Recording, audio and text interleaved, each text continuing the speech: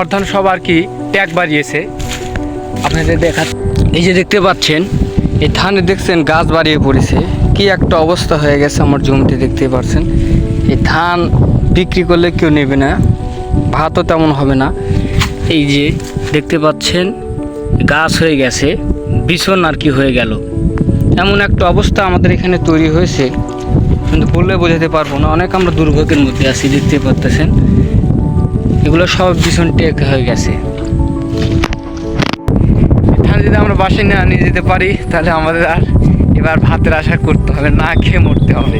এই আমি সজীব, আশা করি সবাই কেমন আছেন। আলহামদুলিল্লাহ আমি ভালো আছি, কিন্তু বর্তমানে আমি ভালো নাই কেউ। দেখতে পাচ্ছেন আমি এখন বর্তমান আছি চলন বিলে, বৃষ্টি বিলাসী।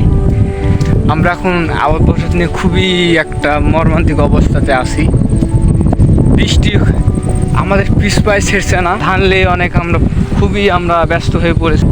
আমাদের নদীতে বাঁধ আর কি ভেঙে গেছে এবং বাঁধ দিয়ে পানি গড়ে চলে যাচ্ছে, এবং আমাদের এখানে ব্রিজ হচ্ছে, ব্রিজ হওয়ার কারণে এখানে বাঁধ দিয়েছিল, কিন্তু বর্ষা এই বৃষ্টিতে নেমে সব আর কি বাঁধ ভেঙে গেছে।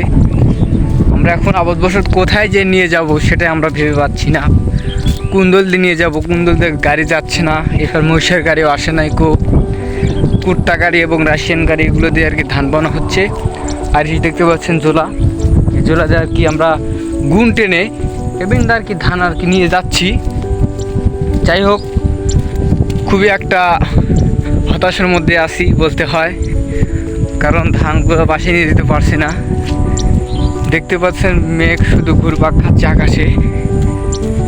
অবস্থায় ধান অনেক আজ 15-20 দিন হলে পড়ে আছে এইভাবেই।